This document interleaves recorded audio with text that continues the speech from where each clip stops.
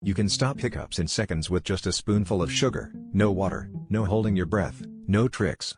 It sounds wild, but it actually works because of the way your body reacts to the grainy texture. When you swallow sugar, those tiny crystals stimulate nerves in your throat and mouth. This sudden sensory overload interrupts the reflex loop in your brain that causes hiccups to keep firing.